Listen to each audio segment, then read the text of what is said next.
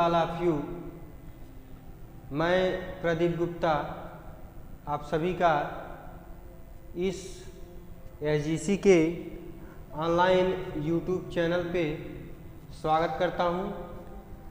और जैसा कि आपको पता है, हम प्रीवियस लेक्चर में method of determination of reaction mechanism start कर चुके हैं और उसमें हम product analysis, determination of presence of reaction intermediate और आइसोटोपिक इफेक्ट पढ़ा चुके हैं, जिसमें ये बताया था यह फर्स्ट मेथड था रिएक्शन मैकेनिज्म को डिटरमाइन करने का और यह सबसे इम्पॉर्टेंट था। और उसके कुछ स्लाइड आपके पास यहाँ पर हैं। जो लोग प्रीवियस लेक्चर अटेंड नहीं करे थे, ये 4th नंबर है और ये हमारा 5th नंबर है। तो जो अटेंड नहीं करे तो वो स्क्रीनशॉट ले सकते हैं। यहाँ पे देख लो, ये सारी चीज़ें हम बता दिए थे 1 by 1 और उसके बाद हम प्रोडक्ट एनालिसिस भी बता दिए थे। आज हम काइनेटिक्स को स्टडी करेंगे। तो चलिए आइए स्टार्ट करते हैं। अब काइनेटिक स्टडी हम करेंगे, यानी किसी भी केमिकल रिएक्शन का जो काइनेटिक्स पार्ट होता है उसको स्टडी करेंगे रिएक्शन मैकेनिज्म। काइनेटिक मतलब, काइनेटिक्स कहने का मतलब ये है कोलिजन से बातें हो रही हैं। अगर रिएक्टेंट्स के मॉलिक्यूल आपस में कोलाइड करते हैं तभी प्रोडक्ट मिलता है। और इसी कोलिजन को, इसी काइनेटिक को स्टडी करते हुए हम आर्डर ऑफ रिएक्शन बताएंगे। क्या बताएंगे? आर्डर ऑफ रिएक्शन बताएंगे। तो generally determination of reaction mechanism में काइनेटिक स्टडी का कोई ज़्यादा रोल तो होता नहीं है, लेकिन इसके द्वारा, इस स्टडी के द्वारा हम एक चीज़ क्लियर आउट कर लेते हैं, आर्डर ऑफ रिएक्शन बता देते हैं। क्या बता देते हैं? आर्डर ऑफ रिएक्शन बता देते हैं कि कोई भी हमारा केमिकल रिएक्शन जो है वह किस पाथवे या किस आर्डर को फॉलो करेगा। 0 आर्डर होगा कि फर्स्ट आर्डर को फॉलो करेगा या कौन सा आर्डर फॉलो करेगा, वो हम इसके द्वारा बता देते हैं। वही चीज़ यहाँ आपको इंग्लिश में लिखा है, देखो, nothing could be said about the mechanism of reaction by kinetic study. Nothing could be said, कुछ भी नहीं reaction of the mechanism, reaction के मैकेनिज्म का, रिएक्शन मैकेनिज्म का इस काइनेटिक स्टडी से कोई भी कुछ भी लेना देना विशेष नहीं होता है या सेड नहीं। यहाँ जैसे लिखा, nothing could be said about the mechanism of reaction by kinetic study. Kinetic study से रिएक्शन मैकेनिज्म में कुछ भी विशेष सेड नहीं होता है, बट इस स्टडी के द्वारा, इस एनालिसिस के द्वारा, इस पाथवे के द्वारा हम आर्डर ऑफ रिएक्शन को जरूर बता देते हैं। वो क्लियर कट बता देते हैं। क्लियर कट पिक्चर हम दुनिया के सामने इसके द्वारा रख देते हैं कि हमारा जो यह रिएक्शन है वह इस तरह का आर्डर ऑफ रिएक्शन होगा, फर्स्ट आर्डर होगा कि सेकेंड आर्डर होगा या 0 आर्डर रिएक्शन होगा, वो हम बता देते हैं, वो डिटरमाइन कर लेते हैं by actual mechanism from all the possible mechanism can be selected. इसके द्वारा पहले बात तो ये हम आर्डर ऑफ रिएक्शन क्लियर कर लेते हैं, बता देते हैं, बाय विच इसके द्वारा हम एक्चुअल मैकेनिज्म सेलेक्ट कर लेते हैं। क्या कर लेते हैं? एक्चुअल मतलब, कहने का मतलब ये है, अगर कोई आपके सामने रिएक्शन दिया जा रहा है रिएक्टेंट से प्रोडक्ट और आपके सामने ये कहा जा रहा है आप मैकेनिज्म इसका बताओ, तो आप क्या करोगे? साइंटिस्ट क्या करेंगे, रिसर्चर्स क्या करेंगे? 4, 5, 10 जो भी पाथवे देना होगा या 10 तरह के मैकेनिज्म को बताएंगे। अब कौन मैकेनिज्म सही है वो सब कुछ एनालिसिस पे डिपेंड करता है। सब कुछ पहले जो 2-3 पॉइंट था वो उस पर डिपेंड करता, फिर उसी को हम आगे बढ़ाते हुए एनालिसिस करते हैं। तो जिसमें हम आइसोटोपिक एनालिसिस सबसे महत्वपूर्ण आज करें। फिर बाद में हम काइनेटिक स्टडी करते हैं, इसलिए करते हैं, वो भी एक तरह से ज़रूरी ही होता है। काइनेटिक स्टडी हम इसलिए कर लेते हैं कि इसके द्वारा हम तो एक्चुअल में केमिकल रिएक्शन का जो मैकेनिज्म है वह कुछ विशेष तौर पे बता नहीं पाएंगे, लेकिन हाँ एक चीज़ तो कन्फर्म जरूर कर देते हैं, हम आर्डर ऑफ रिएक्शन जरूर बता देते हैं। क्या बता देते हैं? आर्डर ऑफ रिएक्शन बता देते हैं, जिसकी वजह से हमें आसानी हो जाता है कि हम जो यह मैकेनिज्म 10 तरह का मैकेनिज्म बता रहे हैं किसी एक केमिकल रिएक्शन में, उसमें वही मैकेनिज्म सही होंगे जो हम फर्स्ट आर्डर वाले दिखा रहे होंगे, या जो इस आर्डर वाले दिखा रहे होंगे वही 10 में से मान लो ऐसे, जैसे 10 मैकेनिज्म का पाथवे हमने दिखाया और 4 कह दिया फर्स्ट आर्डर है, 3 हाफ आर्डर है, 2 जीरो आर्डर है, ऐसे ऐसे हम एक जो है हमारा सेकेंड आर्डर का। लेकिन अगर हम काइनेटिक स्टडी करें तो ये पाया कि यह जो रिएक्शन था हमारा वो फर्स्ट आर्डर से जा रहा है, तो यह फर्स्ट आर्डर वाला आप इसी मैकेनिज्म को सेलेक्ट करोगे और इन सबको क्या करोगे? नेगलेक्ट कर दोगे। अब फिर इससे प्रोडक्ट एनालिसिस जाओगे, आइसोटोपिक मेथड जाओगे तो वहाँ से क्लियर कट हो जाएंगे। अब कुछ एग्जाम्पल के द्वारा हम काइनेटिक स्टडी को समझ लेते हैं। अब काइनेटिक स्टडी समझने का मतलब 1 बाय 1 हम किसी भी केमिकल रिएक्शन का काइनेटिक या उसके कंसंट्रेशन का क्या इन्वॉल्वमेंट होता है, आज हम उसको डील करेंगे। कैसे हम किसी केमिकल रिएक्शन को देख करके बताएंगे कि किस आर्डर का है। तो चलिए, तो जनरली सबसे पहले काइनेटिक एनालिसिस हो रही थी, तो उस समय साइंटिस्टों ने SN1 और SN2 को ही लिया, यानी कि जनरली वो क्या करा, एल्किल हैलाइड लिया, एल्किल हैलाइड का हाइड्रोलिसिस करा, मतलब एल्किल हैलाइड लेकर के उसका वाटर के साथ रिएक्शन कराया, हाइड्रोलिसिस ऑफ एल्काइल हैलाइड कराया। तो ये देखा इस तरह से यह एल्काइल हैलाइड 2 पाथवे फॉलो कर रहा था, कोई रिएक्शन सेकेंड आर्डर से जा रहा था, कोई फर्स्ट आर्डर से जा रहा था। तो अब उसको ही हम जानेंगे कौन सेकेंड आर्डर के द्वारा गया था, कौन फर्स्ट आर्डर के द्वारा गया था। यहाँ लिखा है कि 2 different type of reaction mechanism SN1 and SN2 of hydrolysis of alkyl halide can be determine by kinetic study. 2 different तरह के रिएक्शन मैकेनिज्म SN1 और SN2 होता है, उसको हम एल्काइल हैलाइड के हाइड्रोलिसिस से SN1 और SN2 को डिटरमाइन कर सकते हैं काइनेटिक एनालिसिस के द्वारा। आइए इसमें हम देख लेते हैं। लेटेस्ट एग्जाम्पल मैं आपके सामने देता हूं।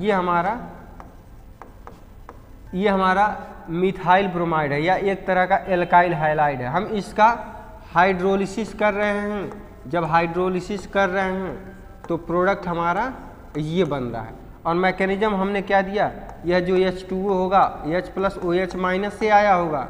अब CH3 यह जो Br है, इसका मैकेनिज्म हम कैसे दे रहे हैं, देखो मैकेनिज्म मतलब क्रियाविधि होता है।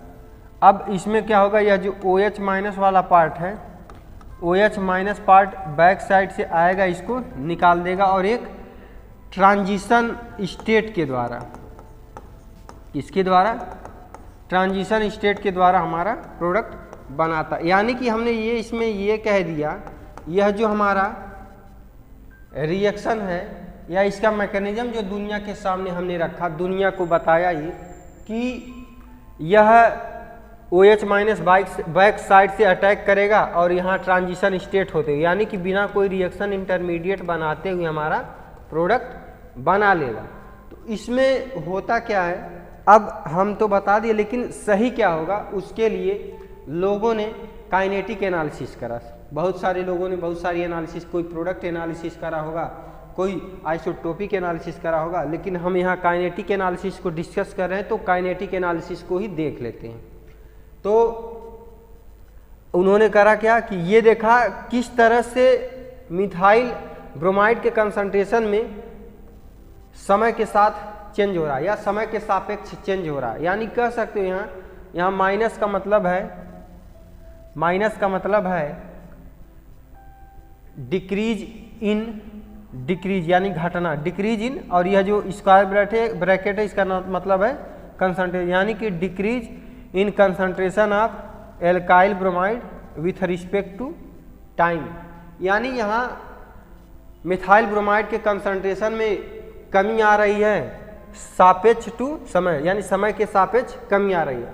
और इस के बेसिस पे हम इस कंसंट्रेशन में कमी के बेसिस पे हम rate of the hydrolysis of methyl bromide को कैलकुलेट कर रहे हैं। तो उसमें यह कहा गया, यह माइनस, उसमें यह कहा गया यहाँ जो रेट होगा या ऑर्डर ऑफ द रिएक्शन होगा, रेट यह के इज द रेट कांस्टेंट है।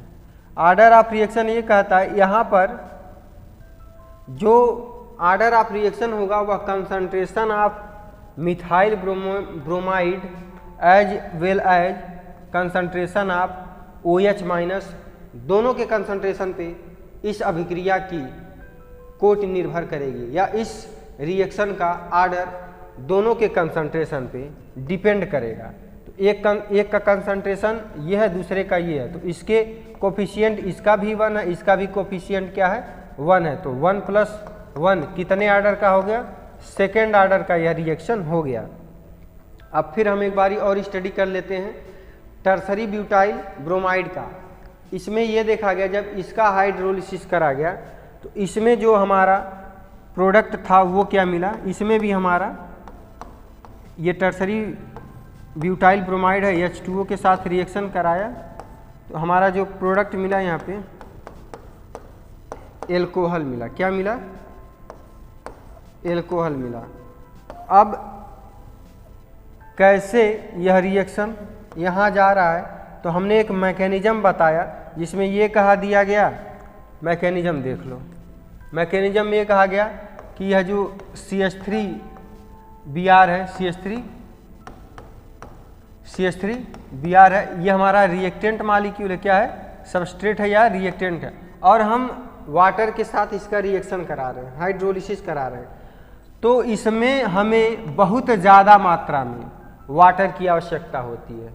क्या होती है, बहुत ज़्यादा, यानी यह क्या स्टेरिकली हिंडर्ड स्पीसीज है, इसमें हमें वाटर की बहुत ज़्यादा आवश्यकता होती। कह सकते हो अगर यह एक मॉलिक्यूल है तो लगभग इसके हमें 100 मॉलिक्यूल की ज़रूरत, 100-200 मॉलिक्यूल की ज़रूरत पड़ती है। तो अब ये सोचो क्या हम इसके रिस्पेक्ट में इस मतलब जब हम काइनेटिक एनालिसिस करेंगे तो इसके रिस्पेक्ट में इसको नेग्लेक्ट कर सकते हैं, इसकी रेट को कैसे, देखो जब भी काइनेटिक एनालिसिस करते हैं वहाँ तो जनरली जो कंसंट्रेशन दिखाया जा रहा है जो स्क्वायर ब्रैकेट में वो active mass of the concentration का एक्टिव मास है। तो ये अगर यह एक बाल्टी है और आप धूप में इसको पानी से भर के रख देते हो तो कुछ समय बाद आप देखोगे, ऊपर वाला जो पानी रहेगा वो गर्म हो जाएगा, नीचे वाला ठंडा रहेगा। यानी कि हमारा क्या एक्टिव मास क्या जो गर्म हुआ है, जो रिएक्शन में जा रहा है वही, और उसके रिस्पेक्ट में ये तो पूरा भरा है, तो उसके एनालिसिस जब इसका एनालिसिस करोगे इस वाले को नेग्लेक्ट कर दोगे। सेम चीज़ वही यहाँ पे भी है कि ये हमके इसकी स्टडी करनी है तो इसके रिस्पेक्ट में ये बहुत ज़्यादा है तो इसके कंसंट्रेशन को हम नेग्लेक्ट कर देते हैं। तो ओवरऑल मैकेनिज्म में होता क्या है, यहाँ आप पार्शियल प्लस देख सकते हो, पार्शियल माइनस, यानी यह जो बॉन्ड है पोलर है। क्या है, पोलैरिटी है इसमें, और यह पोलर सॉल्वेंट भी है हमारा वाटर, तो वो क्या करेगा इस पोलर बॉन्ड को क्या करता है, तोड़ देता है। कैसे, लाइक डिजॉल्व, लाइक आपने सुना होगा, तो यहाँ प्लस चार्ज आ जाता है और Br माइनस निकल जाता है। उसी सॉल्यूशन में है, इसी टेस्ट ट्यूब में हम जिसमें कर रहे थे। अब इसमें क्या होगा, यहाँ सारा H2O मॉलिक्यूल ऐसे इसको ऑक्सीजन का वाला पार्ट घेरा रहेगा, पॉजिटिव चार्ज है ना कार्बोकैटायन, उसको घेरा रहेगा, और इस Br को क्या घेरा रहेगा, हाइड्रोजन ऑफ द वाटर घेरा रहेगा। यानी इसको क्या पॉजिटिव पार्ट ऑफ वाटर घेरे रहेंगे इस ब्रोमीन को। यानी कि अब यह हमारा फर्स्ट स्टेप में कार्बोकैटायन, यानी कि यही हमारा स्लोवेस्ट स्टेप होता है और ये रेट डिटरमाइनिंग स्टेप होता है। तो जब हम इसका रेट डिटरमाइनिंग में ही कह दिए इसके कंसंट्रेशन नेग्लेक्ट हो गए, तो उस तरह से केवल यही बचा एक मॉलिक्यूल ना जो रेट डिटरमाइनिंग में स्टेप में इन्वॉल्व हो रहा है, केवल यही एक मॉलिक्यूल बचा रेट डिटरमाइनिंग स्टेप में। तो इसीलिए कहा जाता है टर्सरी ब्यूटाइल ब्रोमाइड का जो रेट ऑफ द रिएक्शन होता है वह कंसंट्रेशन ऑफ केवल, यानी कि जो rate of the hydrolysis of methyl bromide होता है, sorry rate of the hydrolysis of tertiary butyl halide होता है, वह केवल किसके कंसंट्रेशन पे डिपेंड करता है, इसके कंसंट्रेशन, ना कि वाटर के कंसंट्रेशन। इसीलिए इसका आर्डर ऑफ द रिएक्शन क्या आता है, आर्डर ऑफ रिएक्शन 1 आता है। क्या आता है, आर्डर ऑफ रिएक्शन 1 आता है। आई थिंक आपको पता चल गया होगा कि ये भी हमारा सब्स्टिट्यूशन था, ये भी सब्स्टिट्यूशन था, क्योंकि क्या है, न्यूक्लियोफाइल पीछे से जाकर अटैक करा, इसको निकाला, तो यहाँ भी सब्स्टिट्यूशन है और यहाँ भी सब्स्टिट्यूशन है, और यह सब्स्टिट्यूशन न्यूक्लियोफिलिक है, और ये क्या है, सेकेंड आर्डर का है, और ये क्या है, फर्स्ट आर्डर का है। अब फिर ये बातें यहाँ लिखी गई हैं कि जब हाइड्रोलिसिस ऑफ मिथाइल ब्रोमाइड हम कर रहे हैं, जब हाइड्रोलिसिस ऑफ मिथाइल ब्रोमाइड हम कर रहे हैं तो उसमें कंसंट्रेशन ऑफ OH भी उसके रेट में इन्वॉल्व हो रहा है। क्या हो रहा है, कंसंट्रेशन ऑफ OH भी उसके रेट में इन्वॉल्व हो रहा है। तो जब उसके कंसंट्रेशन में OH भी इन्वॉल्व हो रहा है तो क्या उसका आर्डर सेकेंड आर्डर का नहीं हो जाएगा, वह रिएक्शन सेकेंड आर्डर का हो जाएगा। जब हम टर्सरी ब्यूटाइल ब्रोमाइड का पढ़े, टर्सरी ब्यूटाइल हैलाइड का पढ़े, उसमें देखा गया कि रेट डिटरमाइनिंग स्टेप में केवल टर्सरी ब्यूटाइल हैलाइड ही इन्वॉल्व हो रहा है, इसीलिए यह क्या है, फर्स्ट आर्डर का। तो उसमें मिथाइल ब्रोमाइड में क्या था, दोनों इन्वॉल्व हो रहे थे, concentration of OH minus as well as concentration of methyl bromide. तो ये क्या है, हमारा बाई मालिक्यूलर रिएक्शन हो गया, या सेकेंड आर्डर का रिएक्शन हो गया। यहाँ पर आपके सामने मैकेनिज्म वो लिख दिया गया, OH माइनस है प्लस CH3Br स्लोवेस्ट स्टेप है, या रेट डिटरमाइनिंग स्टेप है। OH माइनस ये डॉट डॉट है, यानी कि ट्रांजिशन स्टेट है, और ये हमारा एल्कोहल है, प्रोडक्ट है। उसी तरह से इसमें क्या है, फर्स्ट स्टेप में कार्बोकैटायन इंटरमीडिएट बनाया गया है, ये हमारा स्टेप फर्स्ट है, ये हमारा स्टेप सेकंड है, और सेकंड स्टेप में हमारा क्या है, प्रोडक्ट एल्कोहल बना दे। ये स्लोवेस्ट स्टेप है रेट डिटरमाइनिंग, जिसमें कंसंट्रेशन ऑफ केवल टर्सरी ब्यूटाइल ब्रोमाइड ही इन्वॉल्व होता है। तो आपको समझ में आ गया होगा kinetic analysis. Thanks to all of you watching this video, and in next lecture we will discuss about stereochemical studies. Thank you.